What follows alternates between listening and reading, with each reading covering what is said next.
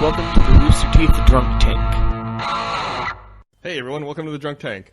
Hi. I don't know if we're cool enough to warrant that bitchin' intro. That was pretty serious. It was. I wonder where he stole it from. Every time I've been listening to it before today, I was like, "Is this stolen?" I've been trying to find it on Google. Yeah. Like, don't want to repeat. Somebody wants to let us know who actually made that music, please. Yeah, someone claiming to be Graydena Fricka says that he's the one who did it. Wait a minute. I know the real Graydena Fricka. he even gave me like a phonetic pronunciation of his username. Oh, did he really? He was insistent that I not mispronounce it. Are you pronouncing it correctly, or are you fucking with him? I'm totally pronouncing it correctly. Graydena Fricka. That makes sense to me. Works for me. God. Hey, we're like half podcast today. It's an intimate pairing this week. Maybe we should do it NPR style. You want to do it NPR style? You know, it's funny. We just did that. Jack and I, just as a joke. By the way, I'm Jeff. Oh, and I'm Gus. Hey, Jack and I just did a video for Aliens vs. Predator yesterday for Achievement Hunter, and we did that like golf commentator thing just on a whim for fun. And that video's got more comments than just about any other video. Mostly they're people going like, "I don't understand what they're doing. I'm so confused." It's funny you say golf commentator. I really thought y'all were doing like NPR Same thing. type news people. Yeah, like I just wanted to get a warm cup of Terry chicory Gross and sit down. And yeah.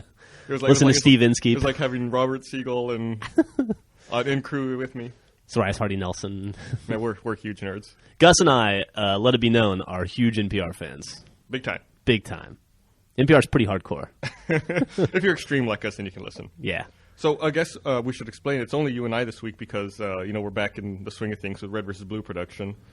So boy, are we. So we're not even recording in our normal room. We're back in the conference room again. As people can probably tell if they can hear the buses and the construction out behind us. They're building a 3-story building across the street from us, so you might hear some noises from that. Some jackhammers and whatnot. Why do you need a jackhammer to build a building? Don't you need a jackhammer to tear one down? I think they tear it down and then they rebuild it. Isn't that what they're doing? I don't know, man. It's loud, though. Also, maybe instead of hammers, they have jackhammers to like bang all the nails in. That's possible. It goes faster that way. Also, Bernie was promised to be on the podcast this weck and broke his promise. I know. But he's busy. He is busy. He's working on Red vs. Blue right now. As a matter of fact, I was just working on it too about 35 seconds ago. And the second this is over, I'll be back there working on it again as well. And we announced that the new season of Red vs. Blue, I guess, is starting April 1st. We'll kick it off on the website. But we're showing the first few episodes at PAX East in Boston. I think our panel's on that weekend, sometime between March 27th, and March 28th, I think, somewhere in probably. There. Yeah, so if you are on the East Coast or have enough disposable income to fly to the East Coast, you can see the first few episodes of Red vs. Blue on a big screen in a large room with thousands of people. Mm-hmm. I think when we made the announcement on our website, we said the first 3 episodes. I'm not sure if it could be more, it could be less. I think it's going to be at least 3 episodes. It might be more. Might be more. Who knows? Who knows? There'll definitely be some cool stuff there. I'm excited. Are you excited? Yeah, I'm ready to go. I'm excited about PAX East in general. I had no idea that it was going to launch as such a big event. I mean, it's unbelievable. I know we've talked about it a lot already, of course, but it's mind-boggling that they're selling it out. Yeah, dude, it's going to be like 60,000 people, right? That's as big as PAX West. What the fuck? I have no idea where they're going to move to after this. Man, with the moon. The moon. PAX Moon. PAX Moon. I think they're shooting for that by 2020. PAX Lunar. So what do you want to talk about today, Gus? I don't know. I've got a whole bunch of stuff. I don't want to go too long. I feel like you and I are boring. No, dude, we're the dynamic duo, best friends. We're fucking gabbing away. Oh, hey, we should also mention while we're plugging our own stuff, we should mention that we have a Griffball miniseries up on Halo Waypoint. Oh, right, yeah. Yeah, it's called Expansion. I think the first episode just went up the other day.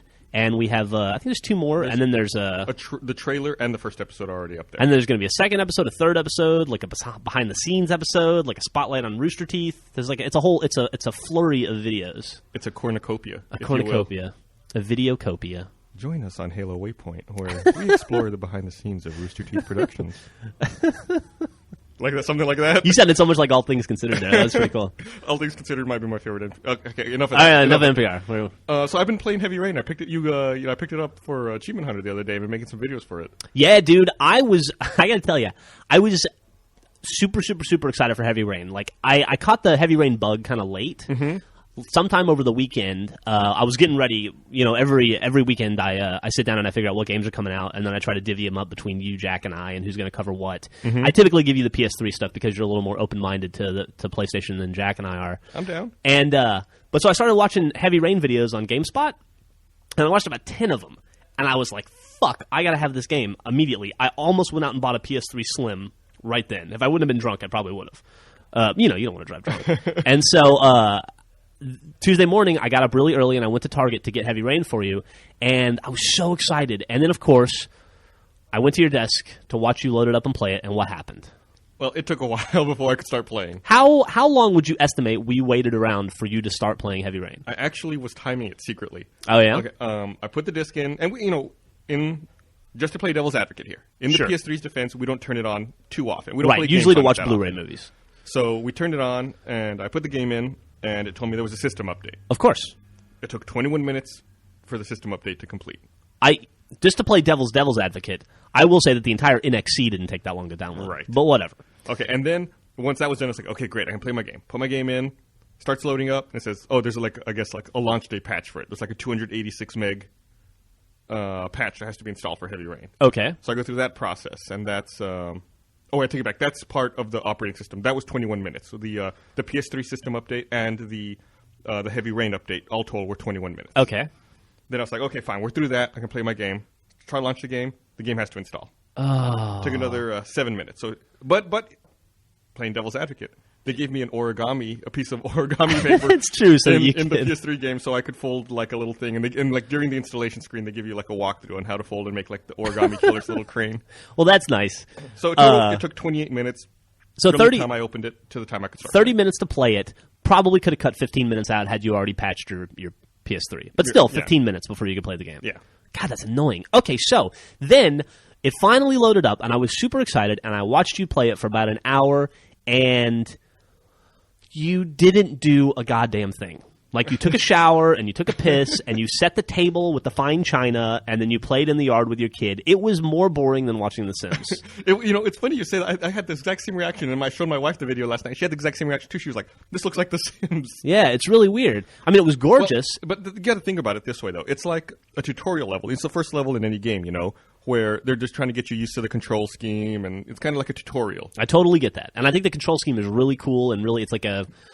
Well, I hope it's more than like a new version of Dragon's Lair, because it seemed like almost like QuickTime events, but it's presented in a very cool way. And I'm sure once you get into the meat of the story and you're chasing down serial killers and punching dudes in the face, then it'll be a really rewarding experience. Yeah, and I've played beyond the prologue a bit, and I've gotten into, a couple of the stories, and it's good. It's fun. Are you sucked into the story? Like, are you? Because everything I read was like you identify so greatly with the character that by the end, like you really are emotionally connected to all three of them. I'm not really too sucked in yet. I've just done the, the first guy's story. I've done the private investigator, and I just started the FBI guy's stuff. Okay. So that's where I am. So I'm still, I guess, trying to figure out each character. Do you have any idea how long that game is? I read the GameSpot review, and I think it said between 8 and 10 hours. It's a perfect length for a game. Yep. Anywhere between 6 and 10 hours, I'd say. Mm-hmm.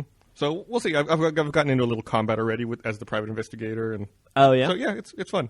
I liked your first video, and it's getting rave reviews across the internet. So. A great many YouTubers have died in the flame wars of that video comment. I think there's definitely a need for PS3 trophy videos on Achievement Hunter. Yeah. From what I've seen, the Uncharted stuff did really well. This seems to be doing well. Yeah, I'm excited. I tried to look to see if there was much competition, if there were many other people making trophy videos for Heavy Rain, and there was another guy who had the same, like the Happy Birthday walkthrough, which is what I posted. Except in his walkthrough, you can hear like a baby crying in the background, and a bunch of other stuff. So he's being a negligent parent. He's being a negligent parent in real life to be a good parent on the PS3. Video game. That doesn't. It's a little weird. Technology. What are you going to do? That's the way the world's going. Kids, they can fend for themselves. That's true. You can't coddle them forever, Gus. So I got a bit of a problem, Jeff. All right, what's your problem? The other day I got a key for the StarCraft 2 beta. Yes. The problem is that Blizzard's a great company because they always launch their games on both Mac and PC platforms. They've always done that. The beta is only on the PC. Oh, what are you going to do about that? When was the last time you owned a PC? Well, it's been a while. But last night I tried to run Boot Camp on my Mac. Okay. But it said that it couldn't repartition my hard drive for some reason. It recommended I reinstall Mac OS. Oh, no, to be able really? to run Boot Camp. Yeah, so I don't know what the fuck I'm going to do. Is this on your MacBook Pro? Yeah, I may just let Time Machine run, back it up, then format it. And Joel's on vacation all week, and he has our PC environment in the office. Why don't you just install it on one of his PCs? That's a very good point. Yeah. Maybe I'll be sitting over there the rest of the week. Yeah, you should do it, man. Yeah. I'm excited to watch you play it, because one of the most fun times I remember is hanging out with you in your old apartment that had the concrete floors and watching you get a hemorrhoid while you played the Brood Wars. In my defense, that wasn't Brood War. What was it? That was Rainbow Six. Was it? Yeah. I remember watching you play Brood Wars around the same time. Yeah, you were obsessed with it. The hemorrhoid was fucking Rainbow Six. But Brood War I did play a lot of. It was good times. Back when we were all young and full of life. Back before I hated everything. No, I'm just kidding. No, you always hated everything. Everything. It's funny. I'm starting to see Brandon slowly turn. He was so young and full of life when he started working here, and now he's getting paler, and his eyes are getting sunken in, and it's like he's slowly turning over to the dark side. He's getting more and more beat down. He fell for his first fake death hoax on the website the other day. No, he didn't. Yeah. Who did he fall for? I don't know. It was like he was like showing it to me like, oh look, this guy, he was a soldier. He died in Afghanistan. I looked at it, I said, that's fake. He goes, no, it's real. I go, no, I guarantee you that's fake. So he looked into it, and he dug around. He spent like a week trying to figure it out, and he was like, oh, you were right. It was fake. Brandon, I wish if he'd only listened to us, there's so much we could teach him about the internet and the world. Everyone's always dying and then coming back. It's true. So, hey, dude, Lost was last night. Oh, shit, yeah, it was. Do you want to start the Lost spoiler talk right? Don't listen now. Okay. What did you think? It was good. Well, I liked it. I feel like the episode ended on a strong note. I felt like there was a lot of wandering in the jungle. Like the Hurley, like even Hurley acknowledges it. Where he's like, "Oh, it's kind of old school, Jack. You and me walking through the jungle doing shit."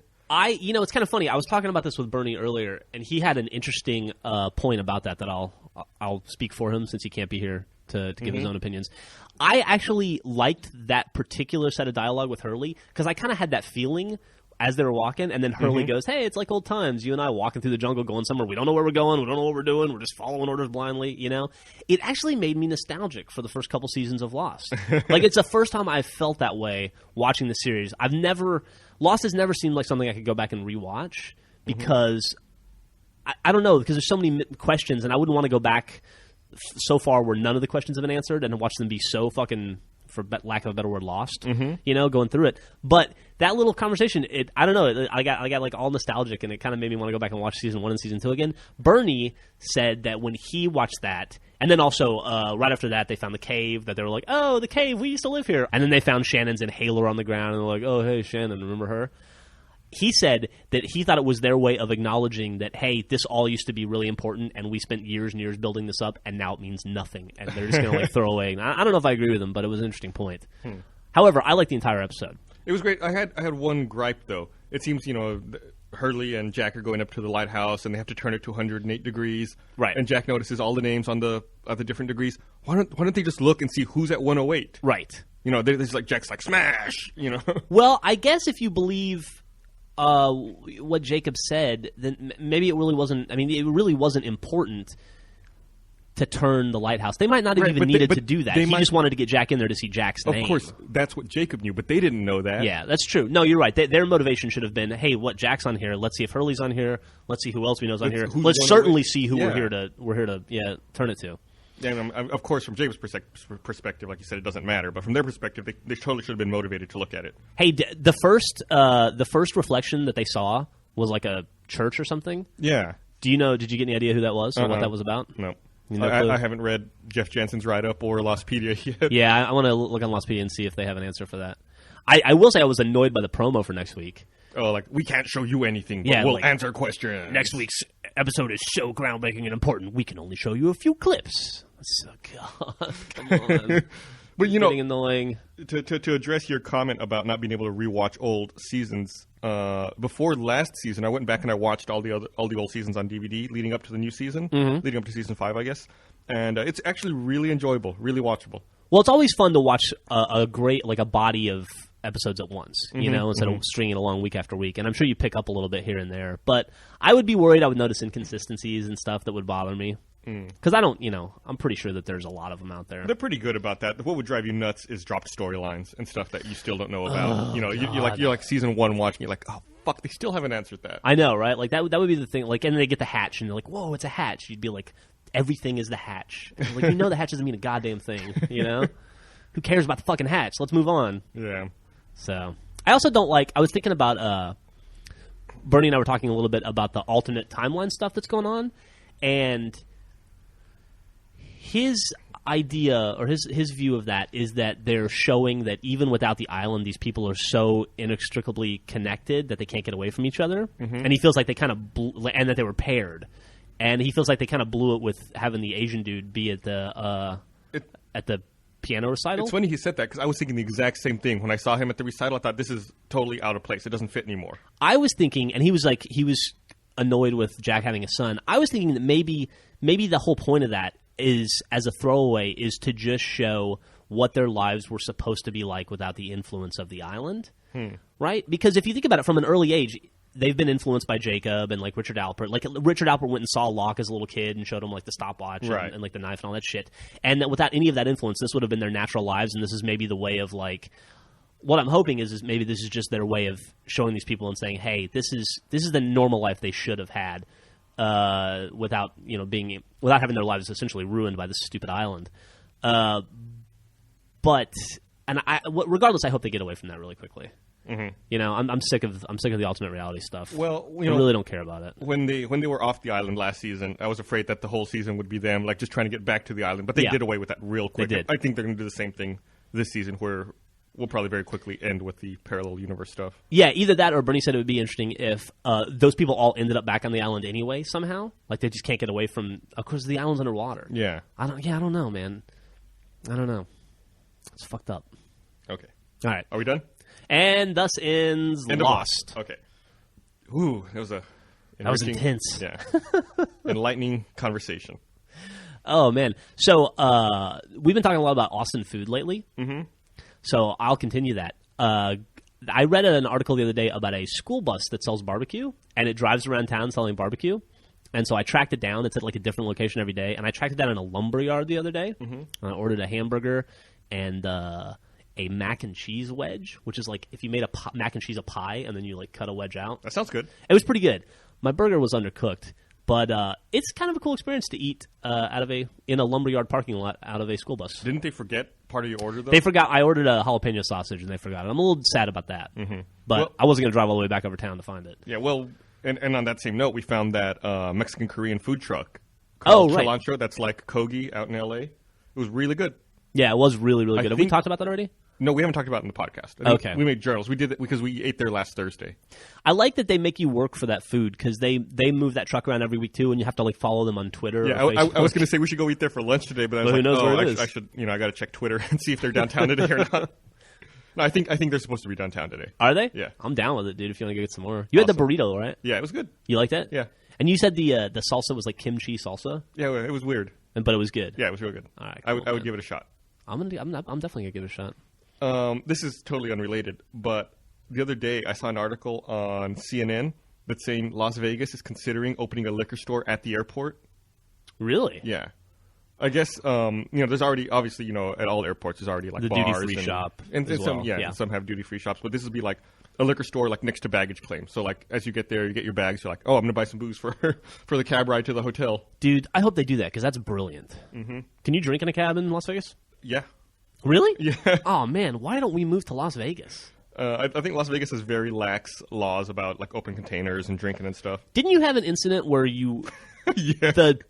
What was it? The parking lot attendant made you go out to the street to drink your alcohol? Yeah. I was walking down the street. My wife wanted to go to some crappy like little tourist trap shop. Yeah. So I walked over with her, and I was like, I got bored inside the shop, so I was like, drinking out in the parking lot. And security came over and was like, "Sir, you can't drink in the parking lot." And I was like, "What?" She's like, "You have to go to the street and drink your liquor, sir." Sir, like, please go drink in public. Okay, I'll go to the street and drink my beer. It reminds me of growing up in like around New Orleans. It was always like that. It was great. I've only ever been in New Orleans once. Really? When I was in college, and I remember it stinking. Yeah, well, a lot of stuff smells. Yeah. But like for me, growing up in Mobile, Alabama, it was about a 2-hour drive to New Orleans, and the drinking age was still 18 back then. Mm-hmm. So like every weekend, you would just be like, "I'm gonna go stay at my friend's house and then drive to New Orleans." When did they? Just change kidding, that? Mom. That never happened. They changed that like 96, 97 is when they raised. I was over 21, so it didn't matter to me at that point. I think they changed it right before I turned 18. I think right around that time. Oh, and I was going to go to college in Houston, and they fucking raised it. That's too bad, man. Stupid. Houston's still a good drive to New Orleans, though. Yeah, it's still be like close to 6 hours. Closer than Eagle Pass. I guess that is true. Yeah, it's like 6 hours. The one time I went from Houston. But in Mexico doesn't have a drinking age, does it? That's true. So in Mexico, you could be drinking at 7. Yeah, that's true. But I didn't want to go to university. Get my schooling in Mexico. No? No. What's the university in Piedras Negras? I have no idea. I don't even know if there is one. There's got to be. It's a big town. There's like 200,000 people there, right? I guess. Yeah, there's like 200,000, I guess. Yeah, 200,000 or 300,000. I don't know. Town that invented the nacho. Yep. That restaurant closed. No, really? Yeah. That used to be our thing. Like, every time I'd go stay with your family, we'd go to Piedras for the weekend. Stay with your family and you go past, then go into Mexico. Mm-hmm. We would always eat at that restaurant. Yeah, they closed. Oh, I'm so sad to hear that. What was that place called? Moderno. Mm-hmm. Why'd they close? Just bad recession? Or? I guess. Bad business. Damn, dude. That place has been open for a long time. Now I'm all depressed. Why do we always end up talking about food? Because the podcast is always right around lunch. I guess And so. you and I are like, everybody else in the office just eats lunch whenever, 2, 3 o'clock. I don't get that. I don't get that either. You and I eat lunch at 11:30 every day. Yeah, we want to get rid of it, get it out of the way. No, you don't want to get it out of the way. You got to fucking enjoy it. No, it's like a present you give yourself every day that you can eat. It's amazing. I want nachos now. I wonder if they sell any Korean nachos down at Cilantro. Well, unfortunately, they don't, I don't think. Yeah. Well, Gus, is there anything else we should talk about on this abbreviated podcast? I don't know. You got anything you want to talk about? Well, let's see. We talked about Rivers Blue. We talked about Lost. We talked about Griffball. We talked about Achievement Hunter. Oh, we're doing a community play date tomorrow night on Achievement Hunter. We're doing Bioshock multiplayer. Bioshock 2 multiplayer. Bioshock 2 multiplayer, sorry. You would be shit out of luck if you showed up to play Bioshock 1 multiplayer.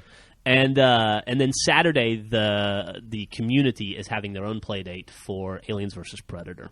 So you should check out the Achievement Hunter group for that, and then also achievementhunter.com for ours. So are the humans worth a damn at all in Aliens vs. Predator? Like, if you play online, are you just, like, caught in the crossfire? Are you just fodder? I don't know. I'm doing there's, like, audio diaries for the human side, and so I just played through the entire game on the human campaign, and you're pretty fucking weak. Like, there's a point, I played it on easy because I was trying to, anytime I capture for Achievement Hunter and I'm trying to get logs or whatever, I always do it on easy because speed is, critical to get these things out fast. And even on easy, like, you fight a predator once. Even though the game's Aliens vs. Predator, you only fight one predator throughout 6 levels. And it takes like 20 minutes to beat that guy. It's so fucking annoying. And all the aliens, it's just, I don't know. Humans are pretty goddamn underpowered. Yeah. But I guess that makes sense. Back when we used to go to Sundance, I had a history of watching, like, bad movies. Like, big Hollywood movies while we were there at Sundance. Like, we would rent them on video, or they'd be where we were staying or something. Yep. And that's where I watched Alien vs. Predator, the movie. Me too. We saw it together. You and me and Kathleen and Griffin and maybe Bernie. Everybody. We were in the basement of that house. We saw that surprised alien face. Surprised predator surprise face. Predator. When the alien burst out of the eyes. That's so great. And I think I saw... What was that other movie with Matthew McConaughey? They're, like, in the desert and... Oh, the treasure movie? I saw that one, too, the next year at Sundance after that. I tried to watch that movie, and I made it about 20 minutes in and had to turn it off. It was on a fucking VHS tape in the condo we were staying in. Oh, seriously? Yeah. I couldn't remember the last time I'd even seen a VCR. I went to the movies... For some reason during Sundance, I went to a regular movie theater to see a movie, and Griffin and I tried to watch that I guess it was Uwe Boll, but the Alone in the Dark. Alone in the Dark movie with Tara Reid. Tara Reid and Christian Slater, and we had to walk out. That was pretty bad. And then we also, one year, I don't know if you went this year, went to the movie theater and watched King Kong. I didn't go for that, no. We just have a bad track record of going and then like going to normal movie theaters. Yeah. Well, because they'll be empty, right? Yeah. Man, speaking of Sundance, I watched an episode of The Simpsons last night that I'd never seen before. Oh, yeah. The Sundance episode? Did you watch that? Yeah. It's a pretty fucking funny episode. Mm-hmm. I mean, it had some bad stuff, but Homer's line when Lisa tells him she's going to be making a documentary about the family, and he asks if he can play Smithers, and she says, "No, Dad, I want you to play Homer Simpson." And he says, "Why? Is it because I'm fat?" My favorite part of that episode was when Superintendent Chalmers like, "Wait, this can't really be happening." Oh, with when they go through the wedding chapel and like, they no, have the wives. You're unconscious in the snow, and they just like smashed up to them, like passed out. That was pretty fucking funny too. No, it's an alright episthen Yeah, I dug it. Every time my wife and I see that episode, she always asks, "Who the fuck is Jim Jarmusch?" Your wife doesn't know who Jim Jarmusch is? And then we'll have a conversation where I'll name off some of his movies. She's like, nope, haven't seen any of those. She hasn't seen Dead Man? No. Really? And we even You guys have both seen Way of the Samurai. Right. The last time we saw that episode, I even put Ghost Dog Way of the Samurai in our Netflix queue. We watched it. I reminded her last night, and she was like, what was that movie about? And I told her, she's like, I don't remember it. Man, I liked that movie a lot when I saw it. Doesn't hold up. No, it was not that like great. 99 or whatever when it came out. No, it was like 97. It was a good movie. Very quickly got dated. Yeah. Yeah. It's strange to see the younger Forrest Whitaker. It is a little strange. Did you ever see The Last King of Scotland? No, man, but I heard he's awesome in it. It's awesome. I watched it on one of our flights somewhere. I don't remember where, but it was really good. He's one of my favorite actors. I really like him. He was fucking awesome in The Shield. Yeah, he was. He was really good in The Shield. I still haven't watched the last season of The Shield. I need to get that like in iTunes or something. It's on Netflix streaming. Oh, yeah. I'll just do that. That's free. I watched the first episode 2 months ago. That, yeah, well, yeah, you pay a monthly subscription. Yeah. But yeah, no, it is on Netflix streaming. It's in my queue, and I always mean to watch it, but, usually Millie's around, or Griffin doesn't like The Shield, so I always end up watching fucking Honey, I Blew Up the Kid, or Caillou, or some lame cartoon instead. It sounds awesome. You know how many times I've seen Honey, I Blew Up the Kid? Like 15. You also watch Totoro, right? Yeah, Millie watches Totoro a lot, but she's kind of in a non-Totoro phase right now. She's really into this like PBS kids show called Caillou. I don't know. It's really boring. And then she likes, for some reason, The Parenthood, the Brian Grazer, Ron Howard film, The Parenthood. And maybe she's getting ready for the TV show that's coming out. I don't know. And Honey, I Blew Up the Kid, which is just atrocious. Well, I hope Millie doesn't listen to the podcast because she'll be devastated that you don't like her favorite things. No, I don't think she'll care. Okay. Although I will say, in Honey, I Blew Up the Kid has a appearance of a young Carrie. What's her name? Carrie Russell. Oh, really? She's the girl in it. Yeah. Man, He even has her in a bikini at a water park. Oh, nice. I know I saw Honey, I Shrunk the Kids, but that was when it came out in the theater. I don't think I saw any of those other ones. No, I don't know if these were theatrically released or not. Oh, okay. Yeah, they couldn't have been, man. Rick Moranis wasn't the incredible box office draw that he was. Yeah. What? He was in so many movies in the 80s and 90s. You didn't even realize it. Going back and watching, I see him in everything now. Like he was in The Parenthood. He was one of the dudes in The Parenthood. I'd completely forgotten that. You know who else is in The Parenthood? Who? Keanu Reeves. Really? Yeah. Man, I haven't seen that movie. I remember that movie, and I think of Mary Steenburgen and Steve Martin. I don't think of anybody else. But yeah, no, it had Martha Plimpton in it, and Keanu Reeves, and just a ton of fucking people. Man, there's like so many movies like that Jason I Robards. probably haven't seen in like 15 years. It holds up. It would be like a totally new movie to me again if I were to sit down and watch it. It was a brand new movie for me when I watched it again, and it holds up. Oh, you know who else is in that movie? Joaquin Phoenix. Really? Yeah, he plays the kid in it. It's a crazy cast. Insane. Yeah. All right. Well, we should probably wrap up. I know you got a lot of Red vs. Blue work ahead of you today. Oh God. Yeah. Thanks for reminding me. Don't sound so defeated. It's good stuff. No, I'm excited. It's fun to finally be making it again. It was fun recording my dialogue yesterday. It'd been a long time since I recorded like some Simmons dialogue, and dude, I had to do some interesting things. We recorded so much dialogue yesterday. Like usually we record an episode at a time, so it's usually like 10 lines per character. Yeah, right. Maybe about a 10-minute recording file. You had 70 lines in this latest recording session. It was 3 or 4 episodes worth. It's the stuff we're debuting at PAX. It was like 44 pages of script, and I did the selects on your audio this morning, and it must have taken me 40 minutes to do your selects. Yeah, it was pretty crazy. I was in there for a while. Yeah, and then I followed up by doing mine, which I hate. I hate to do my own selects. Oh yeah, that's the worst. That's the Yeah. worst. You listen to yourself. Oh man, and you're like, oh, I sound like such a dickhead. Imagine how I feel just doing the fucking podcast every week. Yeah, I don't envy that. Like, that's why I never talk in the final podcast. I just cut all my lines out. Today's podcast will be just 15 minutes of Jeff talking. It's Reflections from Jeff. All right, well, let's wrap it up so we can get to work and go eat. All right, next week let's try to have a Bernie podcast. We'll try. See if we can do it. Well, thanks for listening, everyone. TTFN. Drunk Tank. Drunk Tank. Drunk Tank. Drunk Tank.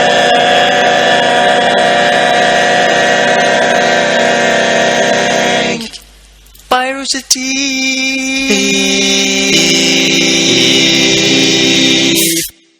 So would that be like a barbershop quartet? Yeah, except I think it was the same guy. Was it the over. same guy? Yeah. Well, it's not like he just layered his voice in. He doesn't have any friends. He's like one of those Himalayan throat singers. you know why I picked that guy's theme song? Why's that? His name is Nico. Nicco. Oh, so it's like an homage to Nico, who is sitting right over here. joining us on the 51st podcast today. Hello. So yeah, welcome, Nico. And also, we have an extra special guest, even more rare than the Nico appearance. We're sitting at spot number 3 over here. The return of Bernie Burns. I have not been gone that long. You have been gone since you made the passionate plea about late night talk shows. It's been like 5 6 weeks. And since then, they've canceled all of Late Night Talk Shows. You helped make a difference. Went you helped out make a on a change. You know what else that reminds me of is, did you ever have that horrible candy called Necco wafers? I love it, dude. I still eat it. You eat that? Yeah, dude, it's great. They're like big, like shittier versions of Chalk. Of chalk. Yeah, Well, Jeff they're also like less tasty than chalk. Jeff also likes circus peanuts. So I think- Dude, I love circus peanuts. I think his opinion of candy is invalidated simply by that fact. Circus peanuts are delicious. Fuck yeah, man. Why would you make a peanut-shaped candy that tastes like banana? That doesn't make any It sense. tastes like packing peanuts. It tastes like pink. like nothing. It's the original fusion cuisine. Circus peanuts. That's a very, very sophisticated It palate do- you have there, Jeff. It Thank you doesn't very taste like peanuts, and it doesn't taste like circus. God, can you? The taste of circus would probably be horrible. I think it would just taste like hay and elephant poop. Yeah, the that's same what I'd thing, go right? for. Monkey poop.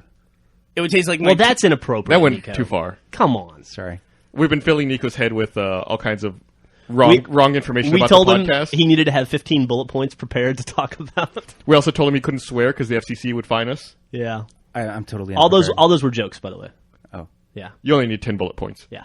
You know, I also want to point out that Nico plays one of the voices in the Griffball miniseries, which is currently airing on Waypoint. There you go. Last episode comes out this coming Saturday. That was a very subtle transition. Yeah, we flew him in just to promote it. That's it. Nico's actually in town helping us with music for the new season of Red vs. Blue. Yes. Very fun. We didn't actually have Nico in-house for recreation, but we did for reconstruction. Yep. There's a conclusion. Well, Yeah, I think the last time we had Nico in town was for reconstruction. I think that might be the last time I saw him. I don't know if I've seen him again since then. To be fair, we had Gavin here for recreation, and this company has a one non-American, one foreigner quota. Well, So- we did have Ben and Gavino in at the same time very briefly. yeah, but together they weigh 112 pounds, There's like or 4 stone. 4 stone. It's like one real person. Yeah, 4 Yeah. stone and 3 shilling. there you go. 2 British men is like 1 American woman, essentially, when you combine them together. So how many Frenchmen does it take to make 1 American woman? Frenchmen are in their own class, Nico. You don't need to worry about it. Okay. You're safe. We will not talk bad about you until you've gone home next week. Or unless you say something to annoy us. And then we're going to talk shit about you so much. You're in what we call the Jack Gavin Joel seat, which is the seat of shame and ridicule. Oh, cool. That's Yeah. that's the seat, that's the focal point of my anger. It's directly behind me. That's probably why he's staying so quiet. Hey, Nico, you told me yesterday, and hopefully this is for public consumption, that you have quit smoking. It's true. Do you have to give up your French citizenship if you stop smoking? No, it's in jeopardy right now, but so long as I promise to chew Nicorette gum at least once a month, I think I get to keep it. I bet You can compensate with increased wine consumption, I think. I think it's like one of the clauses. I bet, Nico, that I can get you smoking again before you leave. Okay. Why would you do that? What's wrong with you? Why not? I don't like to see Nico quit. He obviously loves to smoke. Yeah, he loves It's to part of smoke, his but identity. It's good for him not to. Is it? I like don't the know. It's first- not good. It's not good to shock your system like that. Is it? We got to slowly wean the cigarettes out of your system over 20 or 30 years. Go down, like smoke a half cigarette less each year, and by the time you're 90, you'll be dead of cancer. I just don't think also it has the same aesthetic to imagine a Parisian cafe with a bunch of surly French dudes chewing gum. I'll bring candy cigarettes next time if you want. There you go. Do they still make those? Those are Yeah, fucking they do. awesome. Hell yeah. I almost bought some for my kid the other day, and then I thought, what kind of fucked up No, message no. is this? I don't know. I was going to say you and I had refrained. candy cigarettes and we turned out fine, but you're trying to encourage him to keep smoking, so It's maybe true. it did affect you. See, maybe it did. Well, you grew up Mexican too. Yes, I did grow up. I'm still Mexican, believe it or not. Growing up, that'd be a great book. Growing up Mexican, So, did you have all that weird candy, like the duck candy that comes in a squirt bottle? like sabrosas. And Oh, all yeah. those, Yeah, you get all that stuff. chimichichanchas. Are you you're talking about Lucas, right? yeah. Or what is it? It comes in like There's like different kinds of Lucas. There's like the powder, which is like a chili powder with a little bit of mercury in it. Then there's like the paste, which you like squeeze and it's like comes out like in a gel at the top, and that one's lead based. It's delicious. and it has lupus in it, what right? flavor is that though? Chili? Chili flavor. Yeah, like chili powder. Good lord, that reminds me of. Do you remember that website Bad Candy? Yeah. I wonder if they're still around. Bad-candy.com? I don't think so. They quit years ago, but we used to love that because they would find the creepiest, grossest, mostly candy from your people. Yeah. And then try to dissect what was in it and then eat it. Try to eat it. Yeah. It was pretty gross It's stuff. a good site. It's an early inspiration for us with Ugly Internet and Drunk Gamers. Yeah, that's true. all the Asian kids always had creepy candy too. Like that, I couldn't figure out what the fuck it was. It kind of looked like Chex Mix in a way, but it was like shiny. You know I know what you're talking about. Yeah. And like then there was a guy, a good friend growing up with, and he had candy that you could also eat the paper from the candy. But the paper is like what it came in. So it's like eating the box of cereal. Yeah. God, you imagine how good that would be? Like if the box was made out of graham crackers and you like had cereal, you're like, hey, you know what, this needs some graham crackers. Like tear off the UPC code and chomp on it. Or if you could just like open the top of the box, pour the milk in, and just start chewing. Oh, that would be awesome. You can do that with like those... the little single serving ones. Yeah. That would be cool. Did you ever have that camping trip where you'd cut them open and you'd use the box as the bowl? Yeah. They had a Chinese New Year celebration at my kid's school the other day, and they handed out this like heart-shaped plastic container with some white gelatin shit in it with little like floating squares of something in it, and all the kids were grossed out by it, but my daughter like flipped for it, and she took the candy from all the other kids, and she came home with like 20 of them. Nice. That's a fucking big day. That's My a score. fridge, yeah, my fridge is full of these things. What is it? Have you tried it? There's no way I'm eating that. She seems unaffected by it, but I'm not going to touch it. You're a baby. Yes, absolutely. I feel that they should make a candy eating contest as part of the Olympics next time. Why not? With the Winter Olympics? Yeah. Yeah, they got snowboarding, right? Or as I like to call it, the fake Olympics? Dude. I was laughing this whole time. I've been really annoyed by all the Olympic coverage. I thought it was all really stupid. And then, like, on the last day of coverage, I was like, oh, thank God, they're finally done. And there's like, what they have 2 sports left? I was like, oh, they have the hockey final, and they have this other thing. What is this? Oh, 30 miles of cross-country skiing. That's a real sport.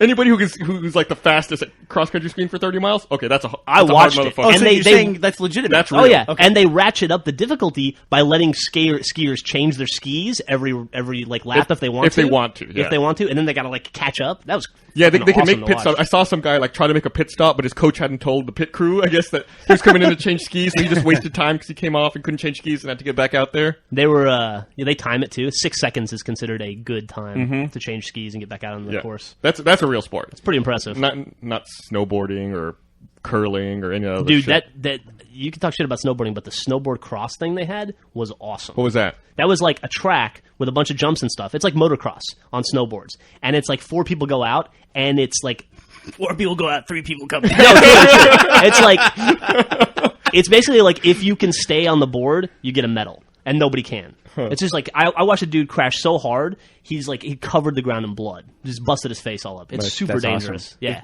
If That's there's not, blood. that's not Olympics, though. that's X awesome. Games. You gotta contemporize.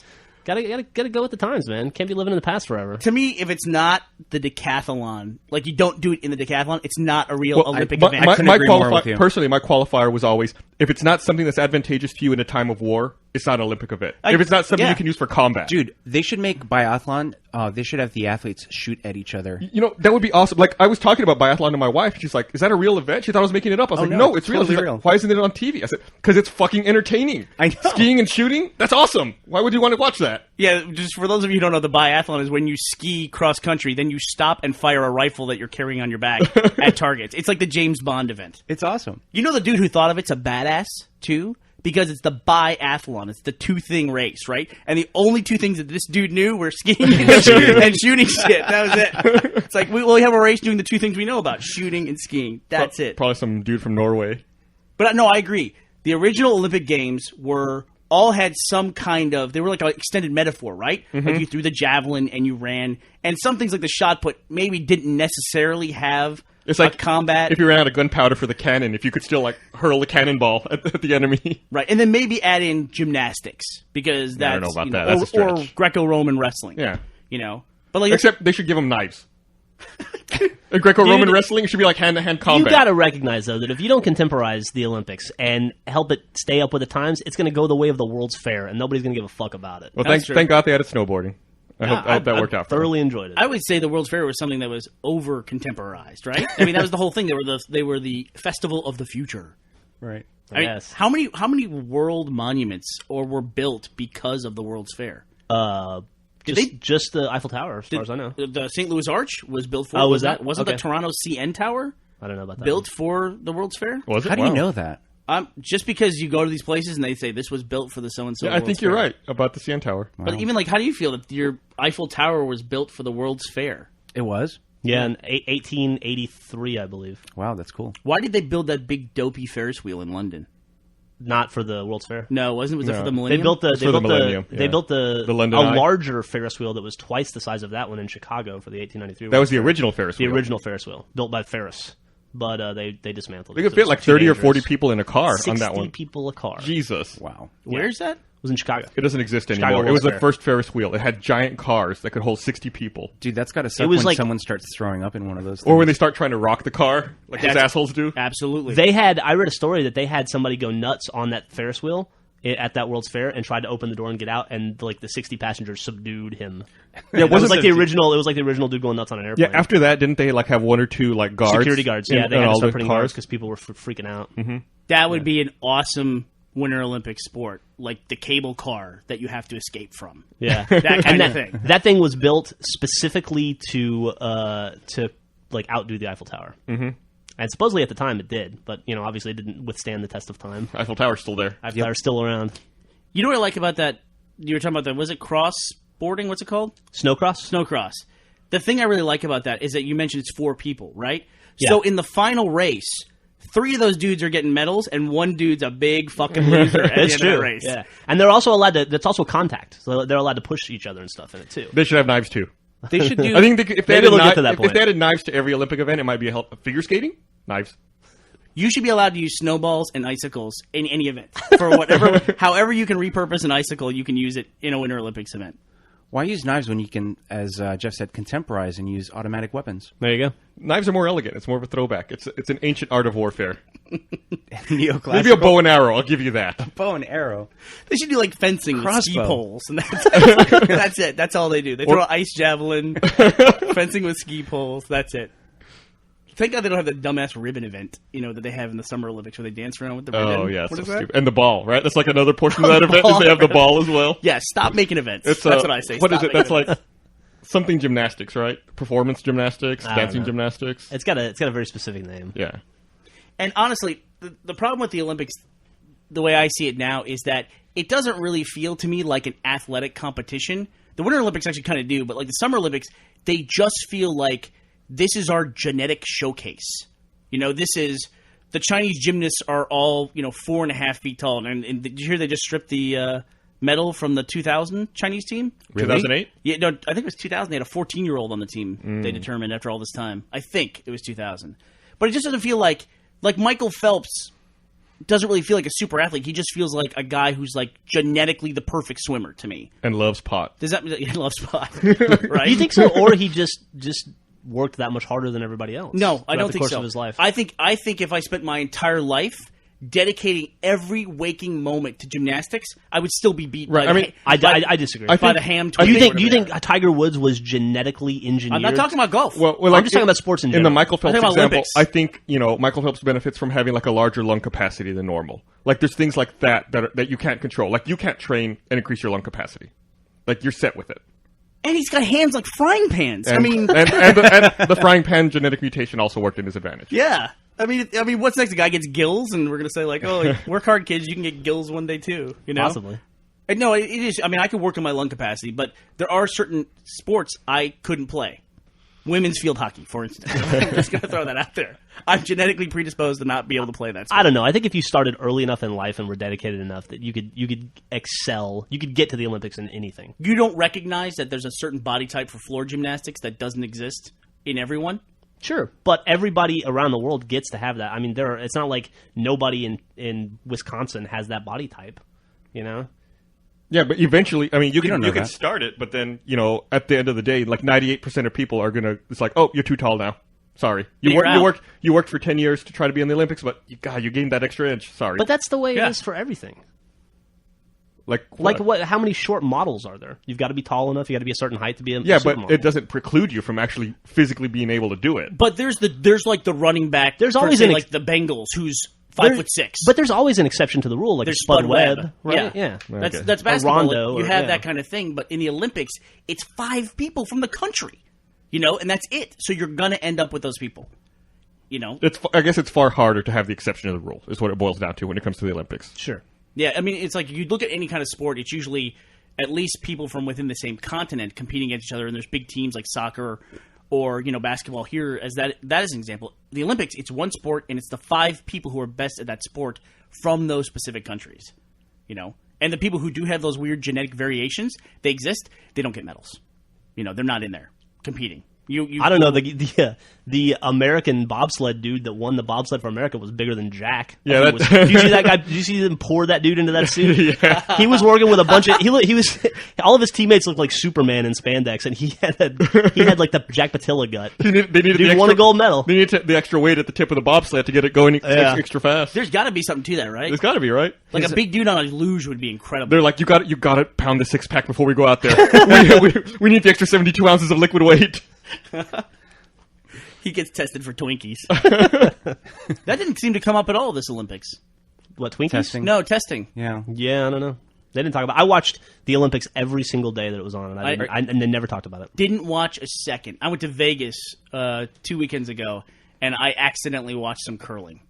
I didn't see any curling. I heard that there was like I guess there's a curling league here in Austin, and this past weekend they had an event where people come out if they want to learn more about curling. I guess because of all the Olympic hoopla, and they had it up at the Old North Cross Mall at the rink there, and they said that 700 people showed up.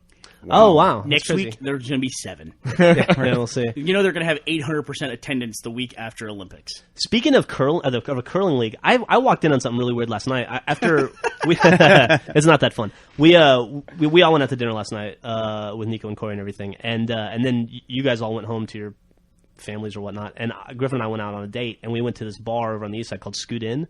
It's like the oldest bar in Austin, I guess. And they had we walked in on the skee ball league. They have a skee ball league at this bar. They have 2 skee ball things, and there was like 30 people, and they had clipboards and score sheets, and they were taking it super seriously. It was very entertaining to watch. Did you get in there? No way, dude. They were pretty serious. I didn't want to get involved in any of that. But I appreciate the fact that there is a skee ball league in Austin. Should totally be an Olympic sport. It's funny. I went to Ship here, right? Why not? the Spring Olympics in 2016. Skittles. I went to the highball with my wife a couple weeks ago, and she saw the skee ball machines there. She really wanted to play. She wanted like a fake mustache or something. It was like 20 tickets. But really? the same thing. Like the line was like super long. It's weird. Skee ball there. I went to roller derby, the season opener the other night, and they had a skee ball thing there, and Millie wanted to play, but there was like 40 people. Millie was a fucking innovator on the video games there. Oh yeah, during halftime, she wanted to go to the arcade section, and she just like naturally there was a Time Crisis 2 machine next to an Arctic Thunder machine, and she jumped in the Arctic Thunder machine and grabbed the steering wheel, and just like. I didn't say anything to her at all. She just reached over and grabbed the gun from Time Crisis and started just shooting at the boats. That's awesome. Like it was the most normal thing in the world. I was blown away. It was the proudest moment of my life. A natural-born probably. pirate. Yeah, pretty much. Got the instincts. Didn't realize there were no quarters in either machine, but that didn't seem to slow her down. Oh, well, it doesn't matter. All right. You mentioned the highball. Yeah. And I guess this is going to be where we talk about local businesses part of the podcast. Great. I love this. I love this part. It's my favorite part of the podcast. I know you do. We've talked about the Alamo Draft House Theater before. The Highball is the bar that is owned by the people who own the Alamo Draft House, which is great, except for one thing. They put the bar in the same fucking shopping complex as the Alamo Draft House, which already didn't have enough parking. Yeah. So now it is literally impossible to go there. As long as you like drop in from the sky and you don't drive your car there, then you're okay. Yeah, like when I went to the Highball the other day, I pulled in the parking lot and it was there was not a single goddamn space. And I thought, it's going to be impossible to get a table here. Yeah. And eventually I parked like 2 blocks away, walked over. I said, in my head, I was like, I don't even know why I'm walking here. It's going to be impossible. I'm going to have to wait like an hour to get a table. Walked in, half the place was empty. Really? Because they couldn't accommodate their own parking. And I came in, I was like, okay, I guess I'll sit immediately and eat. It seems, I think their overall corporate strategy is to force everyone else out of that shopping center. It must be, right? Sure. Even if they do that, I don't know. They're not going to increase their parking. Those other businesses can't take more than 5 spots total. Is it legal to, in a shopping center where you all share parking spaces, is it legal to mark off spots as for your place only? If it's in your lease. Yeah, if it's in your lease. If you're in your lease guaranteed X number of parking spots, then you can do that. And but you can be towed and you have no recourse, right? Right. Dude, but come on. You've seen the other businesses in that shopping complex.